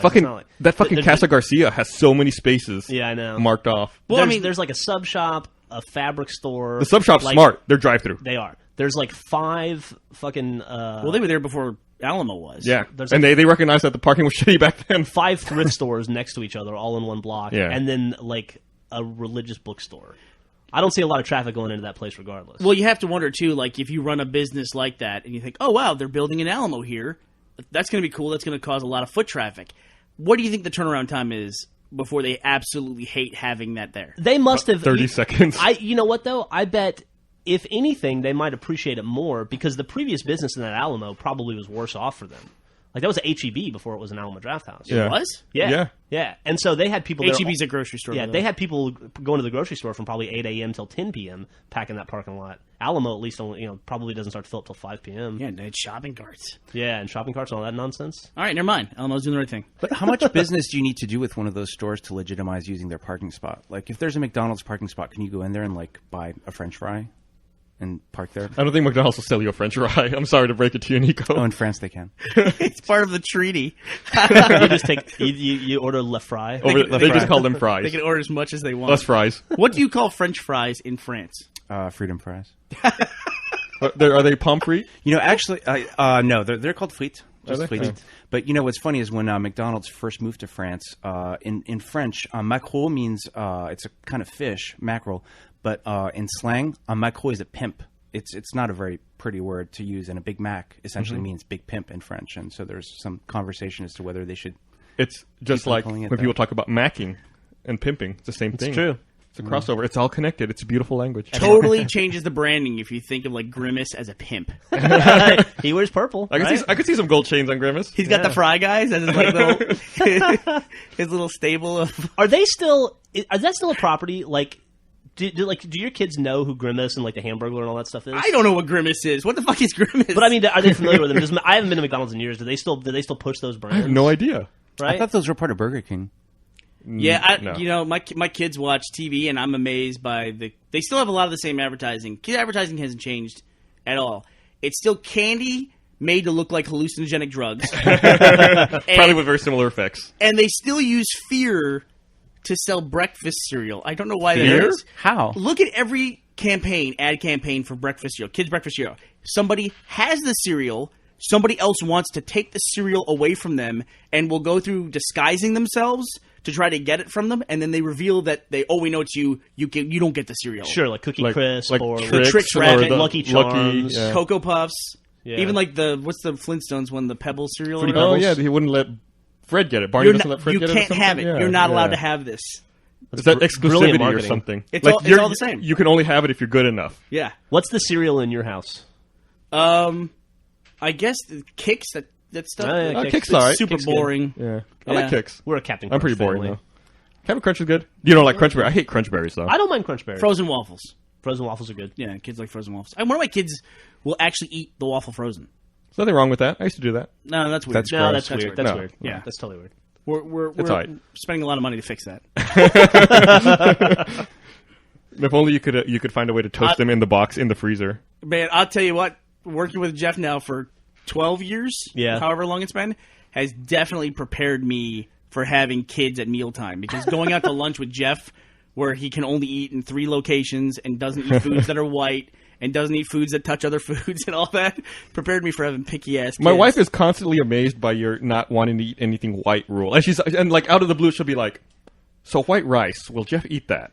And I'll be like, "Yeah, Jeff will eat white rice, but it's white." I prefer not to eat white rice though. I prefer like brown rice. White? Okay. Can I ask? Yeah. Why won't you eat white stuff? I don't know, man. Is it like I just- reverse racism? No, I really don't know what it is. It just creeps me the fuck out. Like anything that's white and goopy. You think that people just put cum all in your food? Yeah, no, I don't even That's know all if it it's if it's like a jizz factor. It's just like Jizz factor. Marshmallows? I'm not a big fan of I marshmallows. wonder if that website's taken. Jizzfactor.com. Jizz factor. I bet jizzfactory.com is taken. Like I can stomach marshmallows like in hot cocoa and stuff, but I would never like eat a marshmallow on its own. I wouldn't know why you would do that. Not a lot of people eat marshmallows Yeah. on their own. Like I a don't know. sandwich? A marshmallow sandwich? I probably wouldn't have it with in a Wonder sandwich. Bread? By the way, don't go to Jizz Factor or Jizz Factory unless you're. Please, if you listen to this podcast, do not go to either of those websites. Don't link dump those. Yeah. They give a whole new meaning to link dump.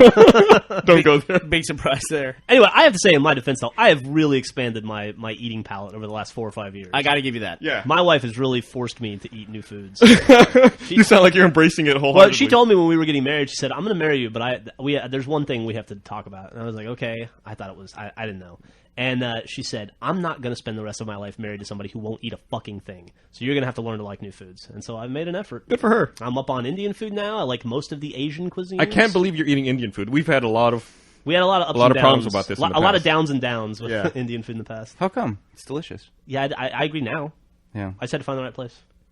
Jeff's finally not 8 years old anymore. Yeah. You know, I went through a period where I was a vegetarian for a while when I was like 6 because I was too lazy to chew meat. That doesn't surprise me at all. Like, I was like, oh, this takes so much work. I'd rather just eat vegetables. You know, you guys were talking, speaking of lazy, the other week on the podcast, you were talking about having a disc changer. Oh, that'd be so sweet. What's wrong? Disc Wow, changer? thank you. I was so outnumbered in that. And also, like, Resident Evil 5 came out like as a game on demand. Oh, great. Now I have two choices. I can play Battlefield 1943 or Resident Evil 5 if I have the wrong game in my 360. Yeah, the games on demand thing is pretty cool, except it's not quite as convenient as you think because I was downloading, especially if you're wireless. It takes a long time. Yeah, you could take 2 days to download a full game. I don't know if it's necessarily that you're wireless. I feel like their service is slow. Is that what it is? Yeah, because I mean, if you think about it, if you're connected on a G network, you could have 54 megabits of throughput.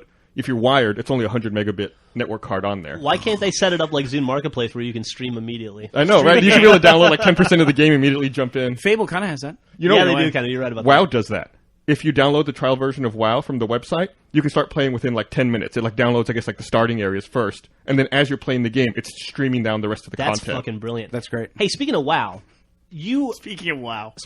WoW, a weird topic came up. you got into the StarCraft beta? I did. What did you? I was hanging out with you while you were installing it, and then we were trying to find a game, and then I had to go do something else. What did you think of it? I don't really know what's okay to talk about, but it's cool. It's cool? StarCraft. Yeah, I think Yeah. you talk about it. It's StarCraft. I mean, you know, I was just going through. You don't have to and- go into specifics, but you liked it. It was Yeah.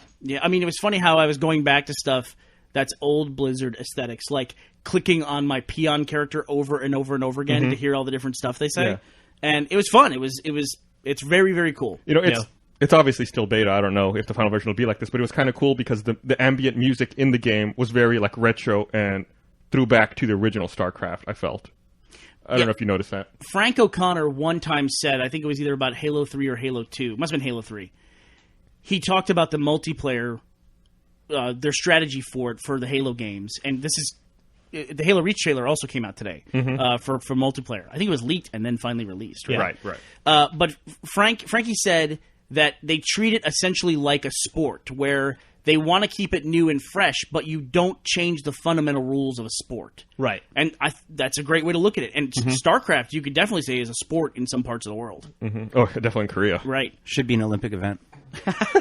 That would be awesome. You want to contemporize? Why not? Yeah, sure. Why not? Well, we might see something like that in our lifetime. Actually, Although, honestly, I don't consider competitive video gaming a sport or anything special at all. It's one of those things, I think, that in theory, you think, wow, this could be big, and then even I can't watch it. Yeah. yeah. Right? I mean, it's like I actually value the skills that these people have, but it's just not that interesting to watch someone else play a video game. It's a whole other, like, I don't know, like, method of scoring, and this whole other thing that we don't understand. Like playing StarCraft professionally, you have like there's a measure of like actions per minute that you execute, Right. And you have to execute like over 80 actions a minute if you want to stay competitive. It's like what the fuck? Yeah, it's commands per minute. That's crazy. And then there was techno chess. There was some stuff like that though. We've all seen that video of some kind of Street Fighter championship where the guy comes back with some ridiculous block combo. Yeah. And a room full of like 1,000 people goes crazy. And it's like, okay, I recognize that everybody loves this, but what the hell's happening? I don't understand. But Oh my god, he pulled a quarter crescent hard punch. Yeah. Yeah, he got like Street Fighter has really changed over the years too, where they have those mega moves. You know, Yeah. they're not just the hidden moves. It's like power ups and crazy combos are the big thing. I guess. Shit's complicated. Shit's complicated. I think what's I feel like oh, go ahead. I feel like an old man. I preferred my Street Fighter when it was Street Fighter 2.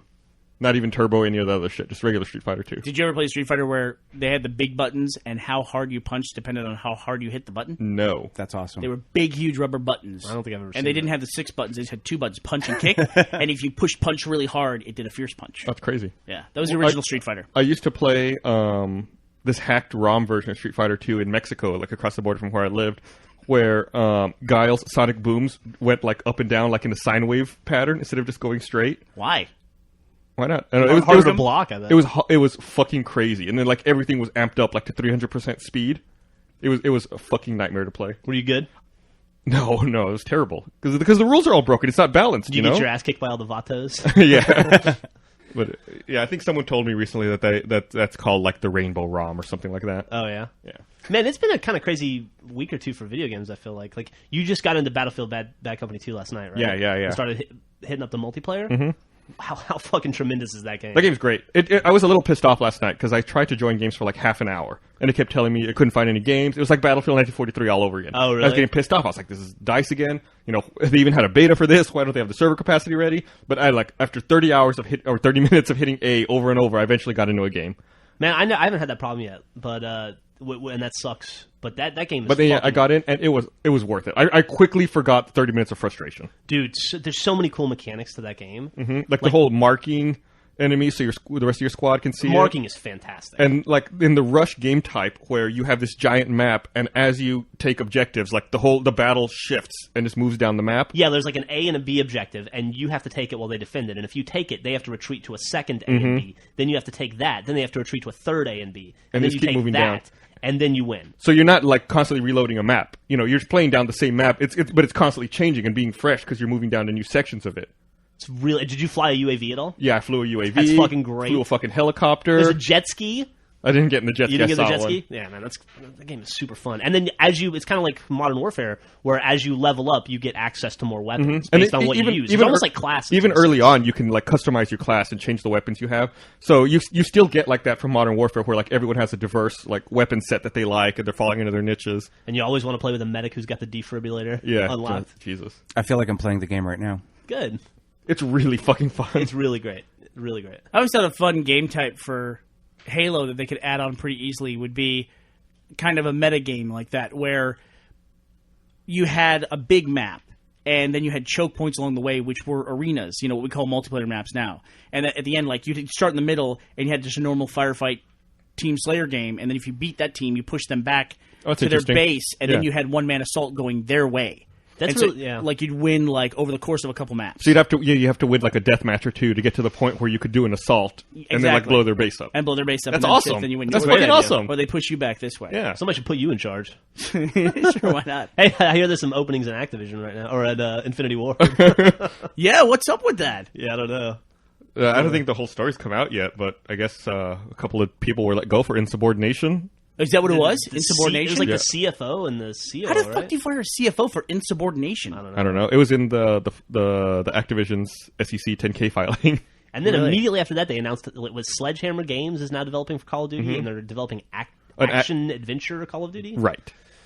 No. I mean, I think you're skeptical, but these are the Sledgehammer game. These are the guys who started the studio that made Dead Space. Yeah, which no, is a really I know. phenomenal game. Yeah, Dead Space is a great game. I don't want. I like Call of Duty, and I like that there's a Call of Duty a year. I worry that they'll oversaturate if they put out more than one game a year.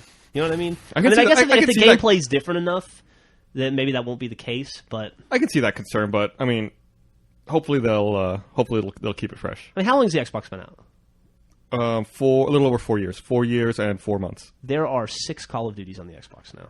But didn't they start with Call of Duty 2? Yeah, and then they went back and added Call of Duty 1 to XBL. XBL. We haven't talked a lot about the arcade lately. It seems like. It's been kind of an arcade dry period, right? Although Toy Soldiers came out this week, which is supposed to be a pretty good game. Perfect Dark's coming out soon. Tecmo Bowl's coming out soon. There's a lot of stuff on the horizon. I'm excited for that Tecmo Bowl game. I am too. Not to derail our Call of Duty conversation. No, I think as long as they manage the process, like as long as they manage the franchise appropriately, and they have some people in charge looking at the big picture, it'll be okay. And I'm not very scared about it. It's a big cash cow for them. They're not going to want to fuck it up. Yeah, it's a good point. Like reading that filing. I just don't want it to But go. I just don't want to go the route of like Guitar Hero, where they're like, how many Guitar Hero games are there? Nobody knows because they come out with a new game every quarter. Yeah, I mean, but that's also because they started making Rock Band games. That's like saying, oh, well, they make a bunch of Bad Company games too. That's going to dilute the Call of Duty series. That's not necessarily true. But you can screw up something by servicing it too much. I mean, Guitar Hero, what is it? Guitar Hero Aerosmith, Guitar Hero Metallica. There's like every band has their own Guitar Hero. Yeah, but now. that's a music game. There's though. Band Hero. There's no such thing as too much music, right? Yeah, I guess. So- Who made Band Hero? Band Hero's not made by Neversoft, is it? I don't know. It's a Guitar Hero property though. Is it? Yeah. Jesus. Band Hero is the more family-friendly version of Guitar Hero. It's their competitor to Lego Rock Band. How do they make it more family friendly? It's a different song selection and like more, I don't know, kid-friendly graphics and stuff. Guitar Hero's all like safety pins and mohawks and nonsense. Ooh, no. Yeah. Not safety pins. I'm just saying. That's like French preschool. They teach that stuff. Like, I think Band Hero's more like Smash Mouth, and like really super poppy, Speaking of Smash Mouth. family-friendly stuff. Yeah, speaking of Smash Mouth, that was a funny skit on SNL this week. I was not a fan. Neversoft did develop Band Hero. What the motherfucker? I was not a fan of this week's SNL, but the Smash Mouth skit was fucking awesome. I agree. It was not a good episode. The opening skit had a really funny premise, and it was not done well, which was that Quincy Jones was announcing We Are the World 3 to address the catastrophe that was We Are the World 2. Oh, that's terrible. Which I thought was pretty funny. It was a funny premise, but like you said, it wasn't executed well at all. It was the first time I ever saw. You're gonna disagree with this because you hate her, but it was the first time I saw Kristen Wiig in a skit I really didn't like her in. What was that? She played Gwen Stefani, and I thought she did a good job, actually. I didn't. I asked because that's the only thing I saw, and I thought she did a great job. Oh, did you? Stefani. Yeah, I just didn't dig it. You got a Gwen Stefani thing, though. No, I don't. Yes, you do, don't you? No, you don't find her attractive? not any more than any other famous hot chick. Okay. I don't have not any more than any famous hot chick. Any other famous hot chick. That I want to bang and marry and fall in love with. I thought you did. I thought you had a real thing for Gwen Stefani. Not really. I have more of a thing for Kristen Wiig than Gwen Stefani. Oh, well, there you go. Kristen Wiig is hot. Two of your favorite things came together. That's true. You should probably take down your Gwen Stefani poster if you're going to keep up that ruse. I hope she's not listening. I was working late Friday night, and one of the sites that Jeff and I go to quite often is a site called whatwouldtylerdurdendo.com. wwtdd.com. Yes. It's just basically, it's like a good version of Perez Hilton, essentially. Yeah. Or more geared towards, I guess, people like a us. more sarcastic version of Perez Hilton. Yeah, very snarky. Not snippy and bitchy, but like funny and snippy and mean. Snippy and mean, yeah. He put up a picture on Friday night of Marissa Miller. Is she the Sports Illustrated model? Yeah. Mm-hmm. It almost melted my computer, I'm pretty sure. That was unbelievable. Did you know what I'm talking about? Yeah, I saw it. I had it up like at a thumbnail on my desk, and like people from across the room would go, "Hey, Bernie, what are you working on over here?" So did you see the new photos that he put up of Ice-T's wife Coco? No, she's awesome though. These are really high class photos, and you should just check. They're also super photoshopped. Yeah, it looks like she's painted over on top of herself. Yeah. Is that why you moved your computer out of the back room, Bernie? You couldn't stand being alone in the same room with the picture of Marissa Miller? No, we have, and the reason why I've been away from the podcast too is we're just on a hellacious production schedule right now, and I just had to move into the main room because I needed to be able to grab people whenever it came up. And Jeff's working on Achievement Hunter stuff now, and so he's not available all the time, and so I needed to have some focus, for everyone on what we're doing right now. Yeah, so you're out in the main room, and what used to be your computer, the podcast computer, this is Jack's computer. Yeah, he moved back here where I was. Yeah, so we had to kick him out today to record this podcast. The Jack free zone. This company's all segregated now. Achievement Hunter's hiding in the back room. Pretty soon we'll be hiding as opposed to being hidden in the back room. There you go. Well, sorry, I'm looking at a picture of Marissa Miller. So I'll be back with you in a moment. You mentioned it in passing, but the Halo Reach multiplayer trailer came out earlier today. Yeah, with jetpacks. Yeah, jetpacks. It's interesting. It looks. And I think Bernie and I had the same reaction that man, that picture is so hot. I can't stop staring. All right, we need more women on this podcast. What was I saying? Oh yeah, the trailer. Yeah, the jetpacks. That's interesting. I think Bernie and I had the same reaction that it reminded us both of Tribes. Well, that was the first thing I thought of. Yeah, but Halo with jetpacks is going to be incredible. Now they just need to add some grappling hooks, and I'm set. Honest to God, I don't remember the grappling hooks from Tribes. Maybe I'm crazy. It's kind of hard for me to wrap my head around. Actually, that I don't know how I'm going to play Halo with a jetpack. It's going to be crazy. Yeah, I wonder how that's going to work. I wonder if it's equipment. I guess. I don't know, or class based. There is yes. I don't think they call them classes. Based on the trailer, it looks like they call them loadouts. Where you can load out your character before the match, which essentially is like picking a class. And I didn't do too much analysis because I figured, what's the point? I'll just wait an hour, and someone on halo.bungie.org will have a frame-by-frame analysis of the trailer. And sure enough, they've already started that process. Yeah, I noticed in one of the shots they blurred out the information in the lower left, like who killed who or something like that. I thought it was really weird. Or maybe how they killed them. Right. Could be interesting. But in the shot where they have the first show of the jetpacks, there's one of those graphics that says loadouts, and there's a guy in a jetpack flying. There's a guy who's semi-invisible, it looks like. Yeah. Like he loaded out some kind of stealth package. And then there's another person running much faster than everybody else. That they've, maybe built their armor for speed. So it looks like there's going to be classes. And, I mean, they can't hide the jetpacks as a class, right? Clearly that's something different. Yeah, absolutely. But it looks like there's going to be a much more customizable version of the game across the board. It's going to be super interesting. You know, there's a fight in World of Warcraft with jetpacks. Maybe jetpacks are going to be in every video game from here on out. That's possible. Which Dark fight is Void that? just came out. Jetpack game. Gunship? Ice Crown Citadel? I haven't done any Ice Crown Citadel. Is that above you, Gus? Jetpacks are the new regenerating shield. It's just new. I just haven't played it. I just haven't played WoW in a while. It's amazing how many games now have that regenerating shield effect. If it's not an actual energy shield, it's some kind of like, oh, you're hurt.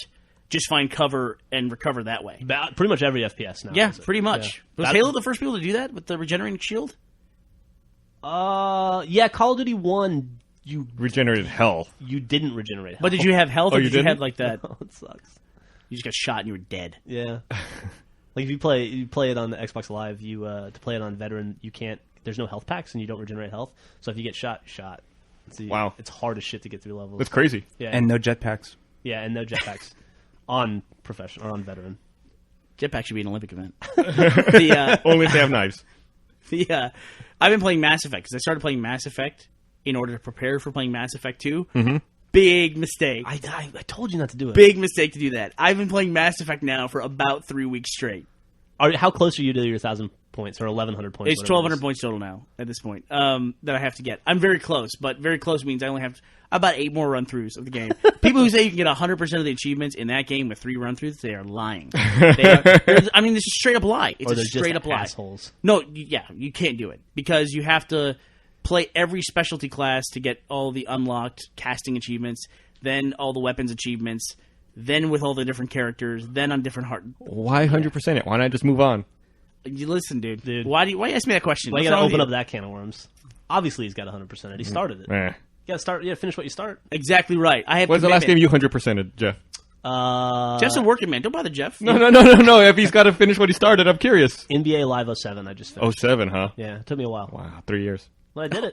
07. That's Yeah. 4 years ago, probably. It probably came out in 2006, right? Yeah, probably. Like summer or fall 2006. But I finished it. Oh, hey, speaking of which, what are we gonna do for Halo 2 shutting down? Let's have a game. Let's hop on with Bungie and play. We're playing April 14th. You know, here's an interesting thing because we just talked about StarCraft, right? If they don't have LAN play on these games, they will go away when they eventually shut down the servers that service these things. Oh, yeah, that's a good point. Yeah. And here's a game coming out that doesn't have LAN play, and a very popular game that's about to have its server-based play go away. So what happens? Bungie solved that problem. They made the server code to Myth available to fans. Yeah, I don't think they can do that with Xbox Live, though. This is an Xbox Live decision. Oh, yeah. Yeah. That might be a little trickier. That is a little trickier. Yeah, I was gonna say for PC games, you can probably run private servers and do it like that, but for like a centralized service like Xbox Live on a console, I don't think that's possible. And this is another cultural thing where, it'll be a long time from now. And I probably won't give a shit about StarCraft 2 15 years from now. Let's hope I don't. But it'll be one of those things where people who have cracked versions of the game will be able to continue to play it on LAN. And those of us who buy the game and do it the way we should will be kind of out in the cold. Do you think we'll see a phase out of StarCraft 1 multiplayer sometime soon? Oh no. Not a do it. Fucking crazy. 10 They years. still release patches for StarCraft. Yeah. They still perform game updates and What are they balance it. patching at this point? They're still doing balance. They're still patching after 10 years. We found a 13-year memory leak in a game. If you leave the game on for 13 years on the splash screen, it eventually will crash your PC. Well, you laugh, but Windows or Microsoft just released a patch for Windows that fixed like a 13-year-old bug. Really? Yeah, it was like 13-year-old bug, really? no, it was old. It was a 17-year-old bug. The bug predated Windows 95. So What the hell? to apply the patch, would I have to upgrade to a Pentium? I'd have to get 512 megs of memory in my computer to do that. 512. Jesus, what are you, fucking nuclear scientist? Man, I got my computer now. I bought these drives. I have 6 terabytes of video storage for the new season. Dude, I'm jealous of Every that. season it jumps up. I think last season we had 3 terabytes, and now we can get 2 terabyte drives in. Awesome. I'm jealous. I need to do that. That 2 terabyte drive I bought for Achievement Hunter. When we bought that like 3 months ago, I've filled twice now. Yeah, but you have external drives you offload to. Yeah, they're all full. Jesus. I have 3 full external drives. With that much video storage, I get the feeling I could just leave the Xbox running and just record it, and it might make its own episode of Red vs. Blue. Just Give it a shot. by pure circumstance. Let's go to Vegas this luck. weekend. I had fun in Vegas when I went. Yeah, you had a good time? Yeah, I went with my wife, so I guess. Sorry. She always makes me stay in places that I don't want to stay. Where'd you guys stay? Like I would normally stay at the MGM or even like the Monte Carlo, where it's just a bed. You know what I mean? You go there and stay. But she always wants to stay at the Bellagio, or in this case, the Aria. Well, she has a different experience or like a different desire in vacations, though, right? Like you wanted to go out and see Vegas and gamble and do that whole thing, Right? And she wants to like hang out in a really nice room and get room service and like And go to nice restaurants. not be pestered by kids all the time. And Exactly right. yeah, I can understand that. Exactly. And I would, if it were up to me, I would just sit at a blackjack table, break even by the end of the trip, and get free drinks the entire time. Pretty much. How do you balance the two? What's that? How do you balance the two? We balance it by doing what she wants to do. Yeah, Got it. that's how marriage it's a marriage, works, Nico. yeah. I don't- Oh, is that how it works? Is that Yeah. the single guy asked that question? What's You compromise by doing everything you don't want to do. And if you don't balance it that way, after 9 or so years, you end up getting divorced and you have to start all over again. right. Yeah. Not to beat the point into the ground, but the most recent StarCraft patch came out last January, And January what 09. did they patch? It had a feature change where you could do in-game speed option menu now has an enable CPU throttling checkbox. Enabling this option allows StarCraft to consume fewer CPU cycles.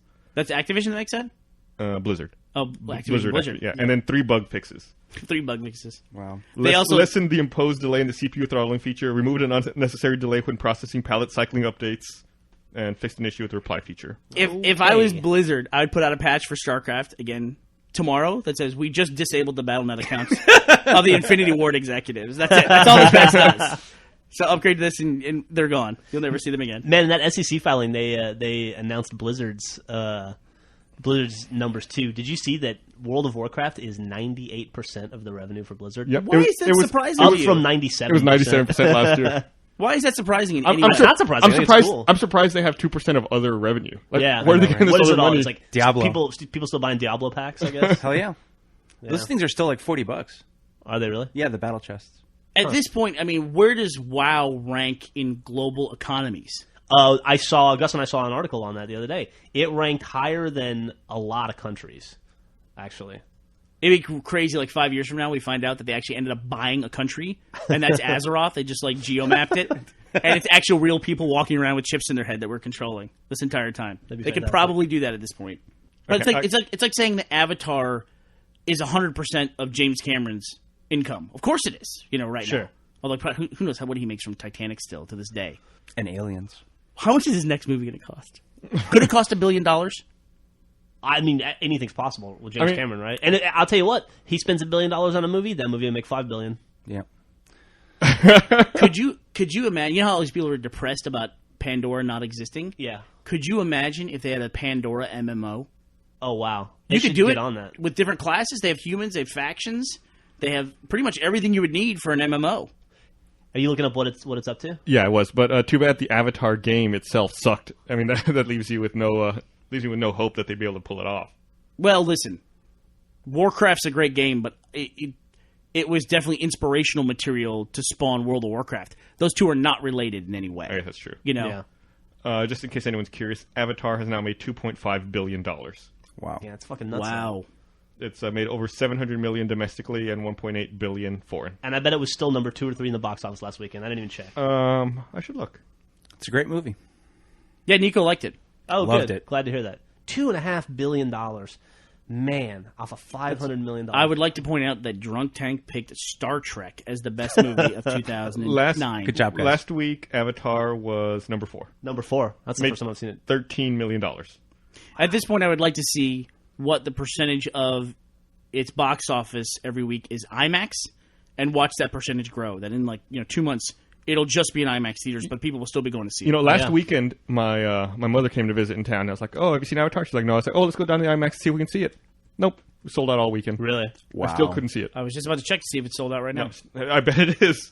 That's I'll go see it again. So I want to see it. I've been Yeah, thinking about absolutely. I've only seen it once, and I would love to see it again. I haven't seen the 2D version. I want to see that. I don't. it. I don't want to see it either. Oh, why would you do that? You'll see it eventually. You see it on TV and stuff. I just don't want to lessen that experience. As a matter of fact, that experience was so immersive. I need to see it a second time to see all the stuff I couldn't take in. In I 3D. saw it twice, and it didn't. I was looking at entirely different things the second time through. That's awesome. I was just watching stuff on the side of the screens for the hell of it. Do you think it'll release when it does release to home video? Do you think that'll be the first home video to release with a 3D version for your home? No, they've already released DVDs with 3D versions. Yeah, like what? Coraline came out as a 3D version. With glasses and whatnot? Yeah, it came with glasses. There was And there have been a couple others. There was a program that was broadcast in 3D recently. What was that? They're like during the Super Bowl, didn't they have, or the Super Bowl last year, they had a movie trailer that you could get 3D glasses for? Yeah, but there was one like in the last 3 or 4 months as well that came out. Yeah. I think it was Max Headroom.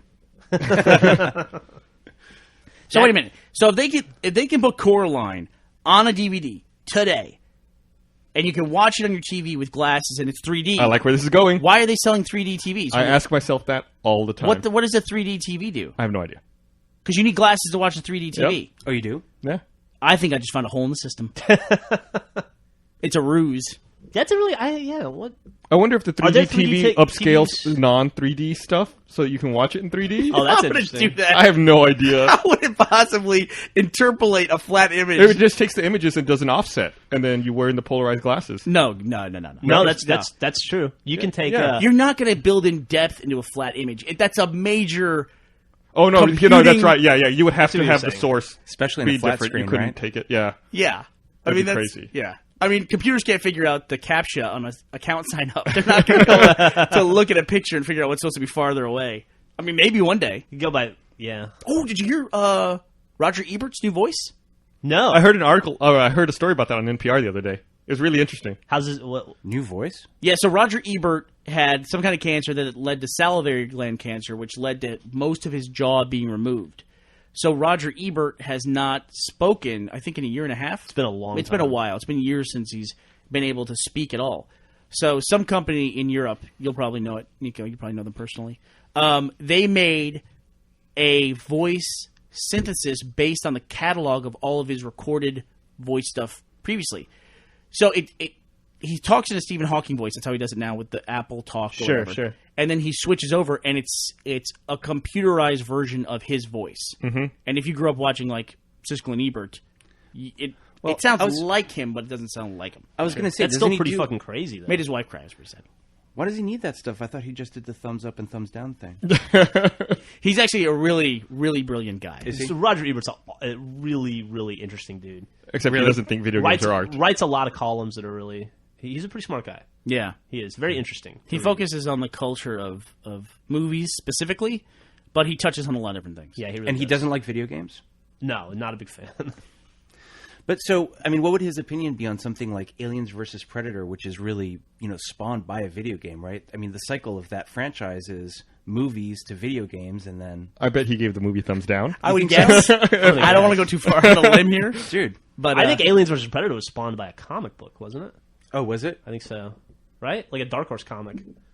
Way back in the day. Well, I think it was spawned by a joint and a bag of Cheetos that formed them up. Hey, wouldn't it be awesome if Predators fought the aliens? And out of all the dumb ideas where so and so fights so and so, why is that the one that everybody hit? latched onto. It's like that makes sense. It's because- aliens versus the Predators. It's because they put that fucking alien skull in the Predator's ship in Predator 2, and that planted the seed.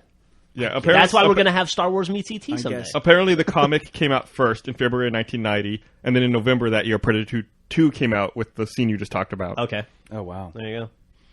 I bought that comic. But it sounds stupid when you say it for anything else. It does. If you had a Star Trek versus Star Wars movie, that just sounds dumb. Did you see the Enterprise blow up the Death Star? Yeah. Yeah, Willow was in the council in episode 1, right? So So was right. E.T. So now we have the Willow franchise. versus fucking Willow versus the Wookiees. Emperor. Yeah, When's the last time you saw Willow? I haven't seen Willow in forever. I saw it I saw some of it about 2 weeks ago. I'm going to guess. Doesn't hold up. Oh, dude, it's terrible. I thought Millie might like it, so Griffin put it on. It's fucking terrible. Millie didn't like it. I don't know how anybody could watch that. I don't recall Willow doing well when it came out. I saw it in the theater. I don't remember if it did. I remember well. they kept trumping it up as this is the new franchise. This was going to be the Lord of the Rings version of Star Wars, essentially, before Lord of the Rings was in theaters. Yeah, I remember it having a lot of hype like that. Here's an interesting conversation I had with Nico. Okay. And I know we can't shut him up right now, but we had a conversation. What do you think has been the most remade movie ever? Oh, I can answer that. Go ahead. Texas Chainsaw Massacre Okay. has to be the most remade movie ever. King Kong. There's been 3 King Kongs. There's been at least 3 Texas Chainsaw Massacres. Do you count King of Kong? in there. There's King Kong the original. There's Yeah. King Kong from the 70s with Jessica Lange. Jessica and Lange. then there's the Peter Jackson one. Right. I would say like now if they're going to go back and revisit it, they're going to tell another Superman origin story. Which get over that They origin are doing story. that, too. Yeah. Can you look that up, Gus, real fast and see what the most remade? How would you look? That I don't know up? how I'd look that up. Just really, like, what Google? What's the most remade movie of all time? Jeff What without a is- laptop is so annoying. No, I'm really curious. I think it would be a horror film. I think they've retold the Batman origin story 3 times now. It was part of the Adam West Batman movie, and then it was the Tim Burton one, and then now the Batman Begins.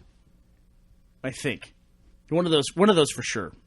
It's what these people are saying is either A Christmas Carol or Scrooge. I don't know if you count that. Oh yeah. It's been remade like They 20 should, times. I feel that they should remake Rocky 1. That was still the best one of all of them. There should be like a new Rocky one. I'm sure they will. Well, it kind of banked on the ending. You know, they had a really cool ending to Yeah, Rocky, that's true. which I don't think you can recapture with a remake. Yeah, Watch that's Rocky true. 5, man. Rocky 5 was great. I loved Rocky 5. Did you see it? Really? Yeah. I've seen Yeah, it. I thought it was awesome. I stood up in the theater and cheered. Did you My really? wife was so embarrassed. Yeah. Yeah. But, fuck, she didn't go up with Rocky. Like The I Guinness did. Book of Records cites Cinderella as the most filmed story, along with Dracula and Zorro. Okay. Okay. Dracula's a great Dracula's one. a good Yeah. Dracula's a great one. By the way, you never ever have to tell us that your wife was embarrassed by X. We will just assume that. Oh, It's okay. like- we should come up with a hand gesture for you to say this, so you don't have to like waste the breath. of saying, and my wife was embarrassed. Yeah, Right, Dracula's a what- good call, that's man. right. Christopher Lee made a new Dracula film like every 3 weeks in the 70s. You looked uncomfortable, so I thought I'd help you out there. Yeah, I was just trying to. Gus was helping me adjust my audio equipment. Do That's what you guys call it. do video games ever get remade? Speaking to the mic. What video games have been remade? Pac-Man. Super it Mario hasn't. Brothers. Pac-Man CE. Yeah, Oh, Pac-Man, Prince, Pac-Man Prince of CE. Persia. Prince of Persia. Yeah, I mean, essentially, isn't every video game remade and they just call it 2? Yeah. Right? Yeah. Like, is Super Mario Brothers that much different than the Super Mario Wii that just came out? Yeah, new Super Mario Brothers is very like throwback to original Super Mario Brothers. Yeah. Dude, in 6 weeks there's going to be a Pac-Man with jetpacks. It's going to be fucking awesome. I hear it's going to be an Olympic sport.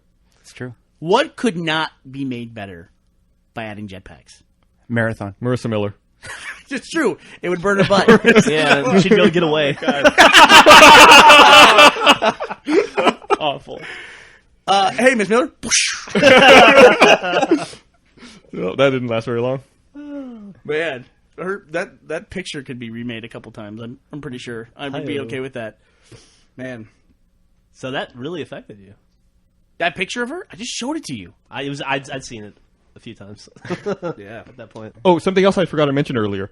Sad news. Gene Porter, the man Yep. from Dixie's Yeah. Barbecue, died on Sunday. That is sad. It is sad. It's very sad, and he was a very sadistic person, but I loved him for it. I tried to take Jack up there a couple times, like when we went up there on trips. I think I took Jack there like 2 or 3 times, and every time we went, he was never there. Yeah, And it's- he'll never have the chance to experience that. That now. dude had so much personality. He was. He was Gene Porter was. the man. The man. Yeah, he was the guy who made the hottest hot sauce Yeah, that yeah. we've ever tried. And we've talked about Is it it on the good? Drunk Tank before. Yeah. The hot sauce that looks like a black hole. The hot sauce like absorbed light, and light could not escape it. Can I try it before I leave? It's No, in Seattle. Yeah, Oh. you can Oh, try it cool. when you get back home. Yeah. Yeah. Yeah, go to Dixie's Barbecue in Seattle. It's I don't- actually it's in Okay. Kirkland, I think. It's I off of don't- Northrop Way. That's the same thing. I Come on. agree with Bernie. It's east of the water. I don't know that they'll continue to have the man because the other times I've been there when he wasn't there, there was no no sauce. I've been there once when he wasn't there, and there was like another old white guy who was Oh, really? carrying the man around. Yeah. Oh, okay. Still not the same expression. Yeah. Watching him make fun of Matt was like. One I of like the how he funniest I like how he moments of my life. assigns everyone a nickname, and then he'll call you that the whole time. Yeah. Like no matter how embarrassing it is for you or what you think about it. I was glad he called me Curly. he could have gone a much more mean route with me.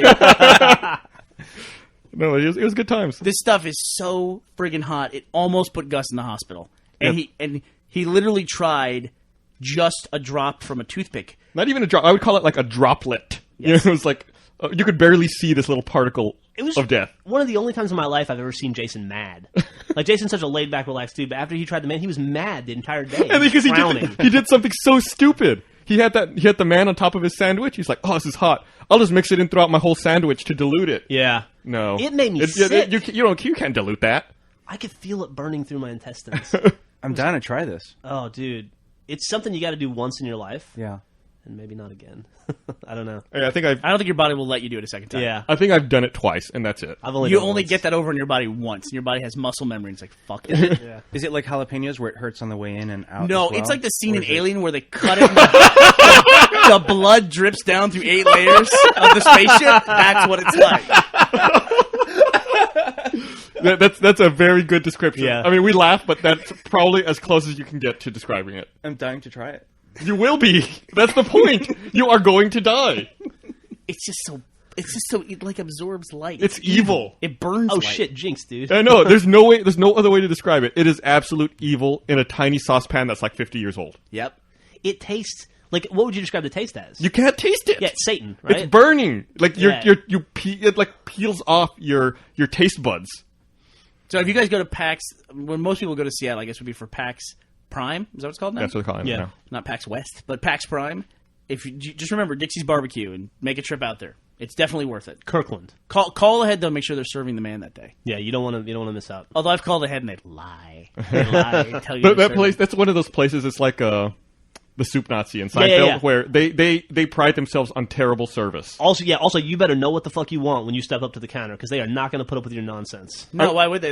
They have prescription drug calls. Yeah, I once sat there waiting to pay for my food, waiting for 15 minutes for the woman to finish trying to refill her prescriptions over the phone. Yeah. And meanwhile there was a line out the door, and it's raining,